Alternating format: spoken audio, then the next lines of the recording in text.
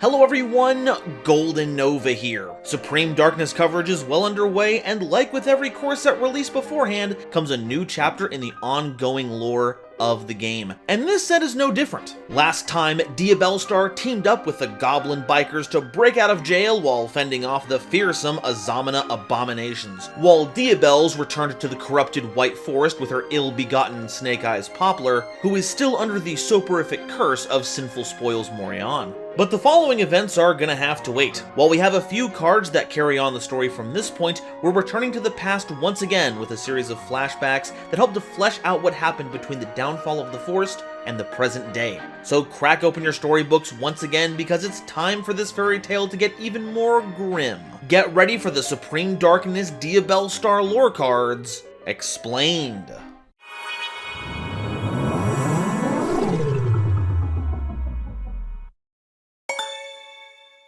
Today's episode is brought to you by my lovely patrons, as well as the wonderful people over at Dragon Shield. Get the sleeves as strong as dragon scales and save 5% on your order by using coupon code GoldenNova at checkout.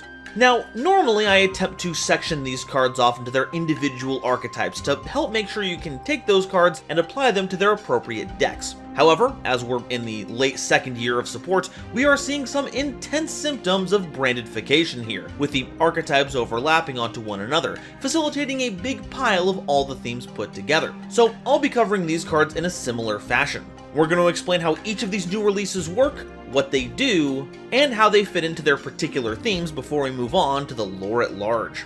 Azamana Elzet of the White Forest is a level 2 light illusion monster with 0 attack and defense, and you can reveal this card in your hand to special summon a White Forest or Azamana monster from your hand. During your main phase, you can fusion summon an Azamana fusion monster from your extra deck, using monsters from your hand or field as material. And if this card is sent to the grave as synchro material, you can add a Sinful Spoils card from your deck to your hand. That's right, we've got a total of 3 archetypes wrapped up into a single card, and it's really showing how powerful card design is getting these days. Like, it's essentially a free special summon from your hand with no restrictions, because this is both a White Forest and an Azamana card that you can special summon with that reveal effect. You know, normally they'd say something like, summon a different White Forest or Azamana. As it is now, this is basically a sprite starter. But that all sets it up to be a beautiful enabler for both the White Woods and Azamana themes. It's a level 2 non-tuner that's easy to use and grabs you a card out of what has to be one of the best pools of cards I've ever seen in this game, and it actually provides a fusion effect for your Azamanas instead of just having to use the Azamana cards that eat Sinful Spoils for your fusion summons. Now, sadly, you're not able to use it to facilitate both archetypes at the same time, but is a very strong enabler for both, and can help pivot between the two if need be, if you're playing both. And hey, a card that facilitates synchros and fusions? They may not work at the same time, but they certainly work in harmonic synchro fusion. Queen of the Azamana is a level 8 Dark Illusion monster with 2500 attack and 2000 defense that is always treated as a Sinful Spoil card. When your Azamana or White Forest monster destroys an opponent's monster by battle, you can target a Sinful Spoil spell or trap card in your graveyard and add it to your hand. And if this card is sent to the graveyard or is banished from your hand or field by an activated effect, you can special summon this card to the field. This includes when being used as fusion material like with Azamana Elzet, or when being sent to the graveyard by the Azamana spell and trap cards that are used for summoning out the fusions. And it's a very familiar effect, though I don't know if Dramaturge of Despia is able to prosecute this copyright case considering all of the dead he's come down with. So it's pretty easy to deploy this despite the level, and then lets you get your Sinful Spoil cards back from the graveyard by winning combats, something you want to be doing anyway. Well, okay, that's not true. Once again, illusions should not be destroying anything in battle, but I guess I've just got to accept that illusions play by different rules in this universe. I don't know. Snake Eyes Damned Dragon is a level 8 Fire Dragon fusion monster with 3000 attack and 2500 defense, requiring a Snake Eye monster and an illusion monster as material, and must either be fusion summoned or special summoned by sending 2 face-up monster cards from your spell and trap zone to the graveyard. If this card is special summoned, you can target a face-up monster on the field and place it face-up in its owner's spell and trap zone as a continuous spell. Oh no, the boy's been re-dragonated! This is kind of a funny card to add to the Snake Eye lineup, giving you a fusion option in case you want to mix the Azamana fusions and Snake Eyes together, which people have already been doing, so good on him for being on top of things. But because it just says you can use any 2 monsters in your spell and trap zone, you can play this in a variety of decks like Crystal Beasts and maybe even Plunder Patrol to get out a huge monster that is also removal, effectively being a copy of Sinful Spoils of Subversion Snake Eye that you keep in your extra deck, pushing monsters into the spell and trap zone, though it also has some utility in theme as a way to set up other combos. For instance, Flamberge's effect to put a monster in the back row is only an ignition effect during your turn, but there is a way to use it during your opponent's turn. Because of Flamberge's ability to summon monsters from the back row during the opponent's turn, when you summon Damned Dragon, you can have it put itself into the spell and trap zone when summoned. Then, have Flamberge bring out Damned Dragon during the opponent's turn to push a monster into the back row as disruption. And now you have 2 level 8 monsters for rank 8 shenanigans if you're so inclined. It's a pretty simple card all things considered, but it's gonna have a lot of focus when we talk about the lore. But get used to it now, because we are not keeping this name around when it comes to the TCG. Damn. It's just so fun, it rolls off the tongue. Saint Azamana is a level 10 Dark Illusion fusion monster with 0 attack and 4000 defense, requiring a level 6 or higher fusion monster and a level 6 or higher synchro monster as material. While on the field, your opponent cannot target this card, cards they control, and cards in their graveyard or banishment with card effects. Also, they take any battle damage that you would have taken. Also, if this card was fusion summoned this turn as a quick effect, you can special summon a level 9 or lower Azamana monster from your deck or extra deck. So because it's level 10, you will have to spend 2 Sinful Spoil cards when using your Azamana spell and trap cards that summon your fusion, so it's a bit pricey. And unfortunately, it's still going to be pricey if you hard fusion for it, because you need 2 high-leveled extra deck monsters to do that, though does make for a very funny super polymerization target. But for what it's worth, you do get a second Azamana monster to pair with this after you summon it, so you get 2 monsters for the bigger cost, giving you a lot of flexibility on the effects you have access to. And then we've got to talk about what Saint Azamana actually does on its own. True, it's not a big mover or shaker, basically being a bundle of continuous effects, but not only does it give targeting protection, it also hoses a lot of opponent strategies, specifically ones that need to target their own cards to function. This halts a lot of things that revive cards from the graveyard, give cards stat boosts, and many more, all while being untargetable itself. It even gives you a way to play like Mikonko, letting you run your tiny monsters into your opponent's big ones for damage in lieu of needing to set up a big boss yourself to push for game, which is, ironically, an effect that pairs very well with illusion monsters that are not part of this lore, as they won't be destroyed by battle, making them a repeatable source of damage. Saint Azamana is an outrageous card, though the biggest problem is telling it apart from a Traptrix monster. Hey, Queen, they've already got the market cornered on big carnivorous plant ladies, you're gonna have to find a different angle here. Kick-Ass Goblin Bikers is a rank 6 Dark Fiend Xyz monster with 2500 attack and 2000 defense, requiring 2 or more level 6 monsters as material. You can target face-up monsters your opponent controls up to the number of goblin monsters you control, and on resolution you detach a material from a monster you control, and if you do, attach the targeted monsters to this card as material. And during your opponent's turn, as a quick effect, you can target cards your opponent controls up to the number of goblin Xyz monsters you control, and on resolution you detach 3 materials from monsters you control, and if you do, send the targeted cards to the grave. Wow, so this card is kinda bonkers. Like, as a generic rank 6, this card is pretty mid. You'll only have 1 Goblin Xyz to use for both effects, but as part of the theme, there is a lot of non-destruction removal going on here, and then you can cash in those materials that you sucked up during your opponent's turn to get rid of even more cards. Poplar may have vacuumed up the Crazy Beast energy, but it's still putting in some work. But we've seen this name before in a fan translation, and we've seen how it gets in localization, so there's a lot of potential for things to have, you know, gone wild. Alright, that's our new monsters out of the way, let's move on to the spells and traps. Like the Diabell is a quick play spell card that can be activated if a spell or trap card is sent to the grave by a card effect, letting you set a spell or trap card from your hand or grave to the field, but it can't be activated this turn. And during your main phase, you can banish 3 spell or trap cards from your graveyard, including this card, to special summon a Diabell monster from your hand or graveyard. That's right, this series of cards actually canonizes Diabell as a proper archetype, and thus every domain player trying to put both Diabellstar and Diabells into a single deck breathed a huge sigh of relief.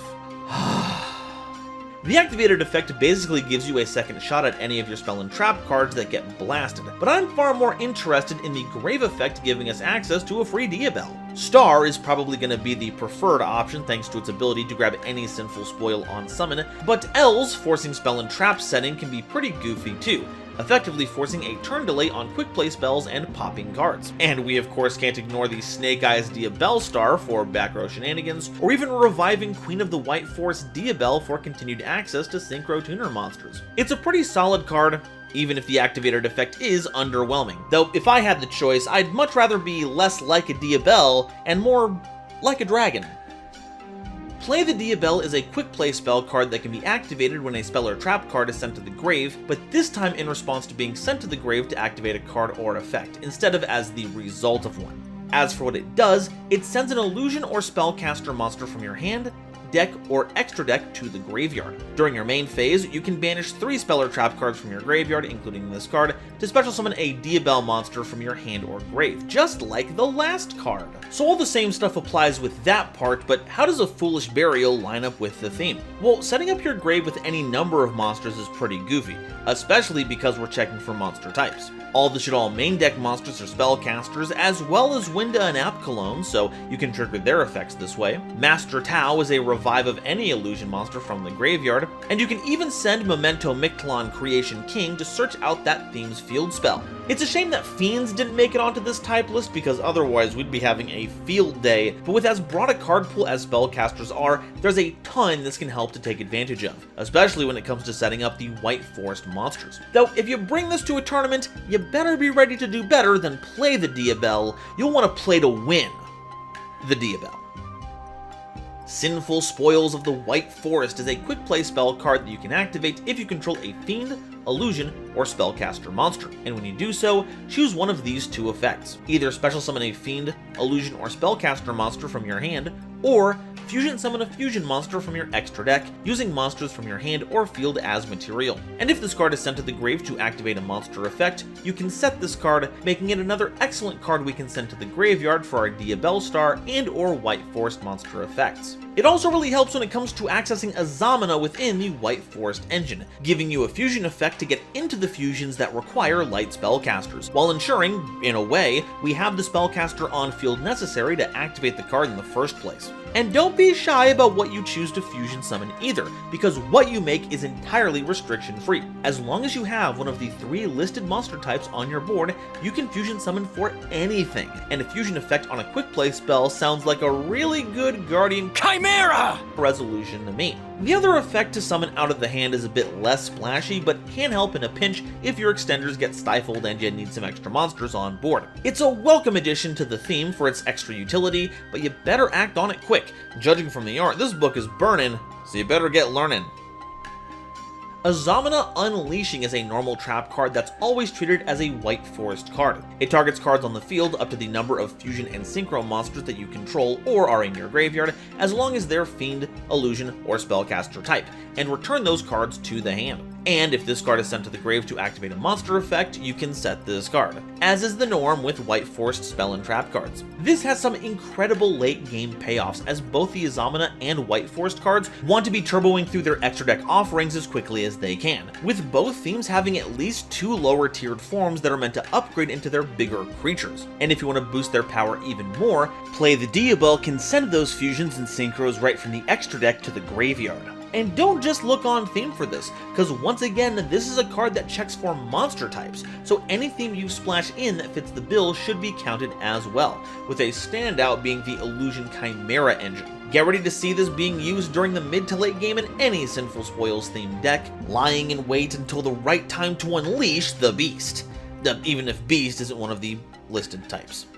Sinful Spoils Awakening is a normal trap card that you can activate if you control a level 5 or higher illusion monster and your opponent controls 3 or more monsters. Target up to 3 cards they control and return them to the hand. And if you control a level 5 or higher illusion monster and this card is in your grave, you can set this card, but banish it when it leaves the field. But you can only use one effect of this card per turn, and only once per turn. This has a lot of similarities to Sinful Spoils of Slumber Morion, which is also able to reset itself to the field if you control a level 5 or higher illusion monster. And while the first effect has that same requirement as well, alongside your opponent needing a stocked up field, this feels like a very purposeful parallel. As for its effectiveness, I feel like it's a bit too much? In the face of 3 monsters, you need to set up a big illusion, which in our theme means summoning either Diabells with her own effect or getting out a big Azamina. And that's not terrible, but those opposing monsters may have interaction that keeps you from setting up this combo. And there's nothing worse than having a card that would totally answer the opponent if only the activation conditions were a bit less strict. To say nothing of the fact that if your opponent can put together a competent board with only 2 monsters, then you don't have any recourse no matter what. That being said, while your opponent needs to control 3 monsters to activate this card can hit any card your opponent controls, even back row, so at least you have free reign on what you get to bounce. I feel like Azamina Unleashing has the potential to be more powerful and flexible than this, so I don't know if Awakening has much of a future in competitive play, but its utility in illusion decks shouldn't be overlooked. And of course, we can't ignore LZ's accomplishments here, having slain a witch all on her own. Don't worry, I know you have that classic post-murder trauma, but that's nothing a little brainwashing can't fix.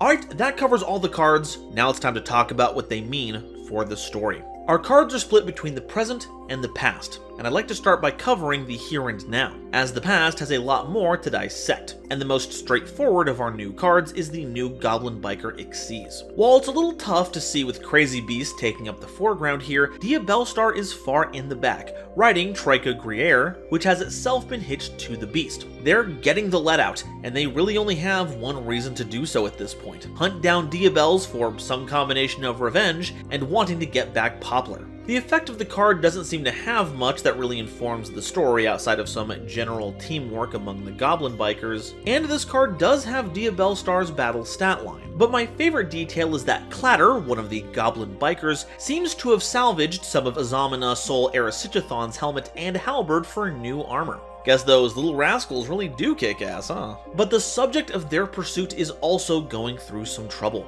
Azamina Unleashing shows Diabells fully entwined in the many knurled tendrils of the Queen of the Azamina, ruler of the blighted White Forest. The evil entity is welcoming Diabells back with a mockingly motherly smile, while Diabells returns it with a nervous grin. We also see that the Queen has used one of the branches to destroy Diabells' staff, an odd course of action if she was a loyal servant, which I feel confirms that Diabells was, in fact, trying to use Poplar as a way to get close to the Queen to enact her own revenge, only to be caught at the last second, the nervous glint in Diabells' eye an indicator of a plan gone wrong and a desperate attempt to save face. Not that it will amount to much. Let's take a quick look at Queen's card real quick. It does appear that this is a corrupted version of Diabell, Queen of the White Forest. Not only do they both share the Queen moniker, she also has the same double horns on one side of the head, as well as having limbs made entirely of branches. White Forest Queen has 2 pairs of resplendent green and purple wings, while Azamina Queen's wings are held high but are tattered throughout, having lost their color. There is also the matching type and battle stats, with their attributes being polar opposites. And while White Forest Queen's tree branch limbs were also dark, the Azamina version has an important distinction. These ones grow the red fruits in abundance, something we never saw on White Forest Queen and were only blooming throughout the forest sparsely. Even their effects are pretty similar. Both have a way to put spell and trap cards back into your hand from the graveyard, though Azamina is focused solely on Sinful Spoils cards, which she seems to hunt with single-minded obsession. There's also a focus on revival, with White Forest Queen bringing back Synchro Tuners to the field from the grave and banishment, as well as the extra deck, while Azamina Queen summons herself from grave or banishment if sent there via an activated card effect, which is generally triggered by a fusion summon from the extra deck. I do want to point out once again just how similar that is to Dramaturge of Despia, being another big bad from another big lore story. This may just be a standard of effects we see out of big evil villains going forward, but if there's ever any talk of connecting the lores, well, you'll want to keep an eye on that. With all this information, it's clear to see that beyond a shadow of the doubt, the two queens are connected, with the White Forest matron being consumed by the evil that was unleashed with the consumption of the fruit, the original sin. But we've yet to see the full extent of their power. That honor goes to Saint Azamana, a form that presumably comes about with the presentation of Poplar, though not as they are now. Saint Azamana bucks most of the conventions of the monsters we've talked about so far. Its stat line is wholly unique, its effects don't parallel anything we've seen thus far in the story, and its fusion materials actually seem to distance it from the rest of the Azamana. Instead of looking for a particular name, type, or attribute, Saint Azamana requires a level 6 or higher fusion and a synchro monster, values that encompass any extra deck Azamana as well as any extra deck White Forest monster. So it seems that only through using the witches of the White Forest can the Azamana truly unleash their wicked power and exert full control over the power of the sinful spoils. In fact, its targeting protection seems tailor-made to shut down almost every Sinful Spoils card. While some still have one effect that isn't hindered by this, every Sinful Spoils card besides Sinful Spoils of the White Woods and a Deception of the Sinful Spoils involves either targeting your own cards or potentially an opponent's card, which Saint can't be affected by. This means no recycling for a draw with Wanted, no searching with original Sinful Spoils, and no flipping Saint face down with Morion. We could very well be looking at the pinnacle of the Azamana, so Diabellstar has her work cut out for her when she arrives, on top of the fact that she's going to have to fight an old friend in a new, yet familiar form.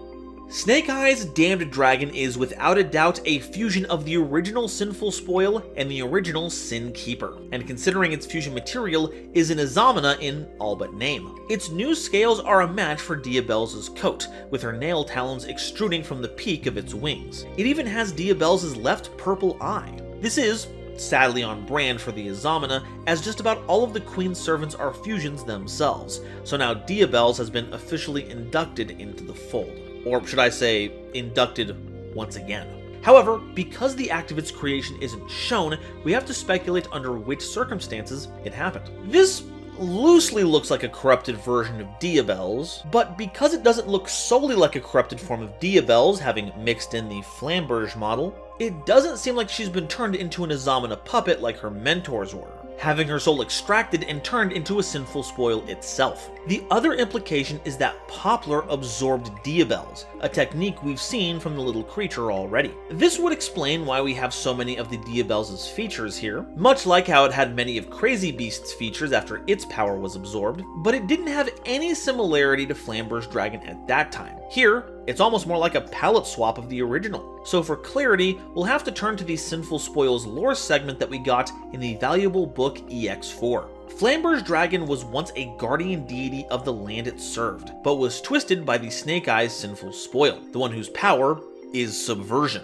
So while Poplar is able to absorb the powers and forms of what it consumes, this dragon is likely an entity completely separate from Poplar itself, having been so strong that, even though it was absorbed by Poplar, took it over in its new form.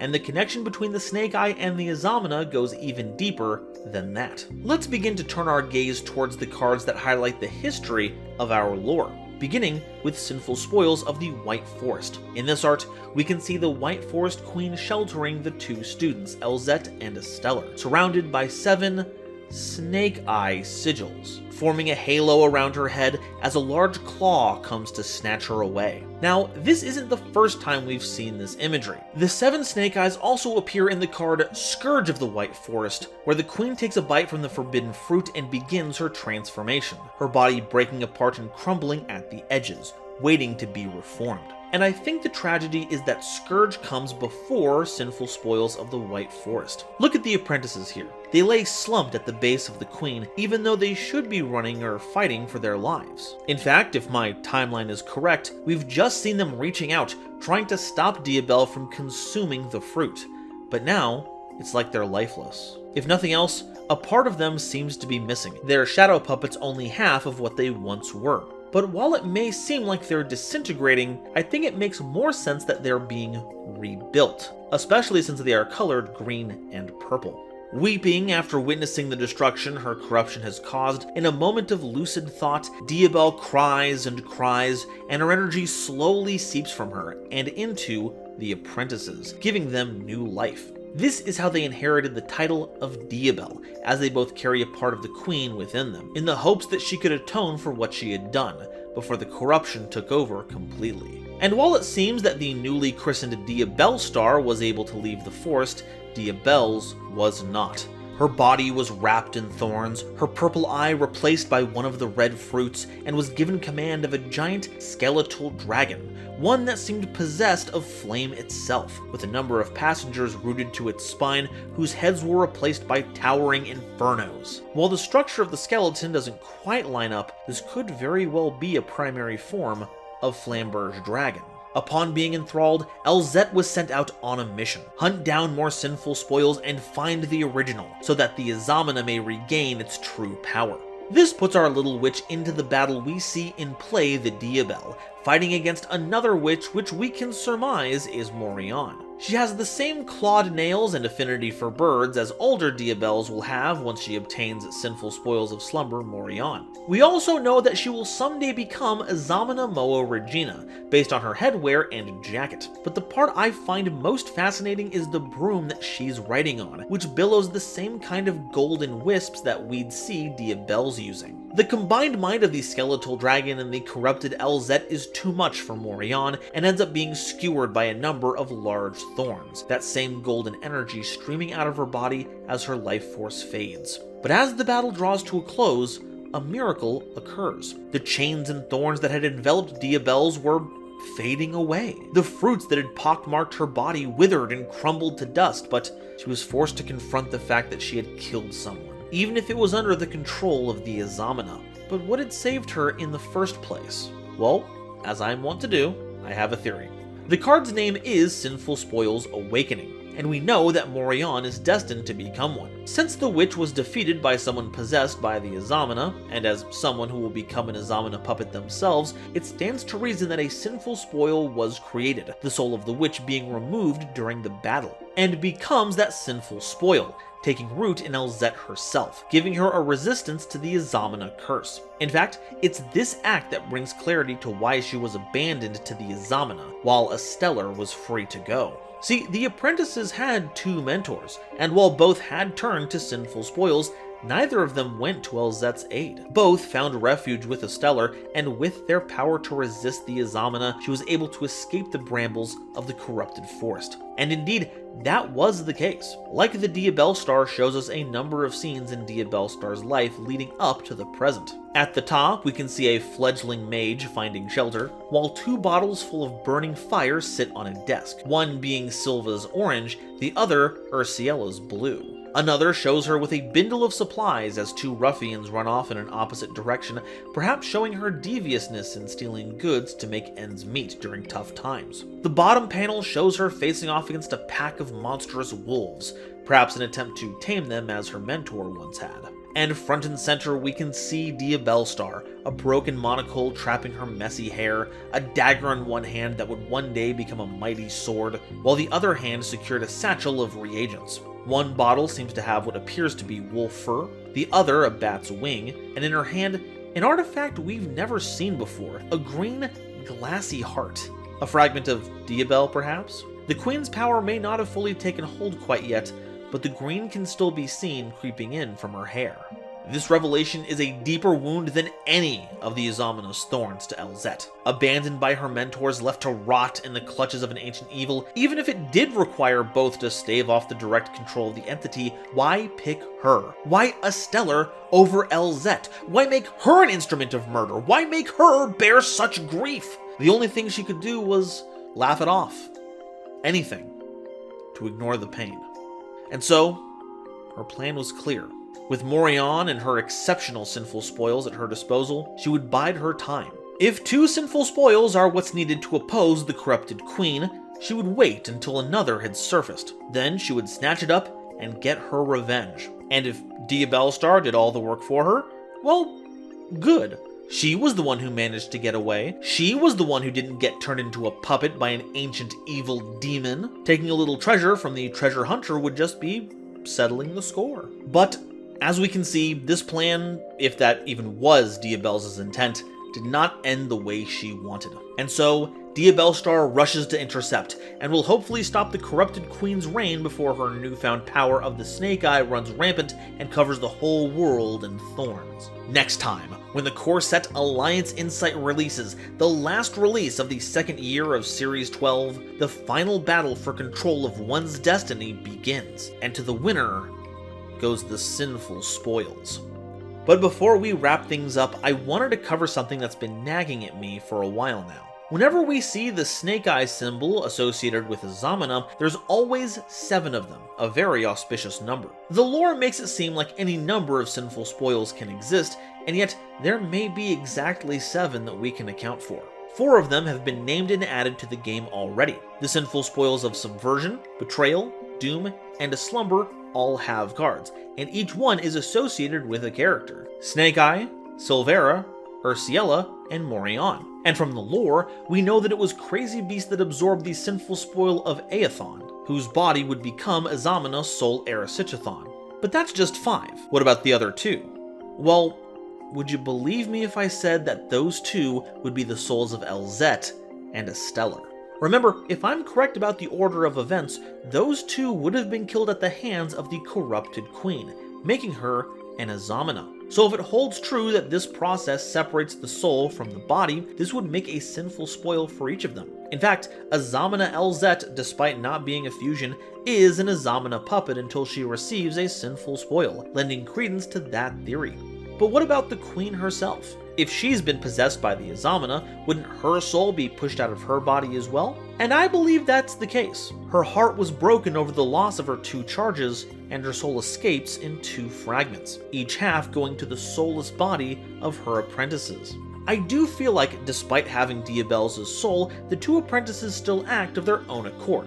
In fact, it's kind of in their name. Each one has Diabell, with the other half being part of their old name, the soul of the queen, but the heart of the apprentice, working in tandem. But it was the sinful spoils of the mentors that ultimately gave Esteller the chance to escape, while Elzet was not so lucky. So while it may sound like an outlandish theory, mark my words, we're due for a sinful spoils Aethon, Elzet, and Esteller before this story wraps up. But that, as they say, is that. Now, I pass the mic over to all of you. Which of these new cards is your favorite? Are there any hybrid decks you're excited to try out? What did you enjoy or not enjoy about these new revelations in the lore? And what are your theories about what's going to happen next? Let me know down below. I'd love to hear what you have to say. And as always, if you haven't already, please be sure to like the video if you liked it, subscribe so you don't miss an episode, and be sure to share this video with somebody you know who loves Yu-Gi-Oh! It really does a lot to help me out. Today's episode is brought to you by Dragon Shield. Get the sleeves as strong as dragon scales and get 5% off your order by using the coupon code GoldenNova at checkout. It was also brought to you by my lovely patrons, including this month's illustrious Quasar Commanders, Upstairs Media, and Natiel Lee Alexander, Nebula Navigators 3rd Dynasty, 50 Gigabytes, Ada Basilisk, Adam Zajdel, Ancient Wizard, Andrew Newman, Battle Axe, Kane Senpai, Chibi Gohan, Christopher Fuss, Clockswork, Comrade Copperbottom, Eric, Frankie, Garland Chaos, Going It/Its for the Bit/Bits, Great Big Pillock, Hair Bear, Happy Majin, Harry the Ominous Benefactor, Iron Zero, Iskander 711, Carp, Miriam James E. Picata, Millennia Asta, Muse Clark, Neon Yaminair, Orozco 09096, Panther J, Pat Poos, Rank 10 Trains, Rebel King Lucifer, Red Eyes Jackalow, RJ the Jank Monarch, The Critic of Innocence, Thievery Coast and the Wizard Moose, Cosmic Crusaders Animasta, Baron Von Titty Sprinkles, Beelzephyr, Fish, Beluga Master, Blitzwolf, Caesar M, Chaz Ghost, Dr. Reaper RIP, Eva Padilla, Hike Boyagian, Herbal D, Ignis Heath the True Draco Slayer, Inblink, Kale the Dragon, Lobomaru 02, Manga Pages, Matt Simmons, McSpoofy, Mike, Nitromo, Not Al Gore, Nyx, Obsidian, Rainer Leong, Rhyme Kairos, Shizuki Nijimura, Sir Knight JCB, Sophie, apparently, Stephen Williamson, the Legendary Raven, the Phantom Knights of Shitted Pants, the Gene, Tiger X2476, Weasel King of Weaseltown, and Zaldreka, as well as the wonderful Starlight Explorers you see on screen now. If you'd like to help me in my journey to cover all of Yu-Gi-Oh's archetypes, get my videos early, be a part of these credits and other awesome perks, it would mean the world to me if you would check out the link to my Patreon in the description or consider joining as a YouTube member. And if you'd like to see this story from its very beginning, check out this video where I cover Diabellstar and the sinister Snake Eyes. Thank you all so much for watching, and I'll see you next time. Bye-bye. Except that illusions play by different rules in this universe. Thanks, phone. Thanks for the notification, you dick. Run your tiny monsters into your opponent's big ones for damage in lieu of needing to set up a big boss yourself to push for game. I don't know why you meowed during that. I don't know even if that picked up.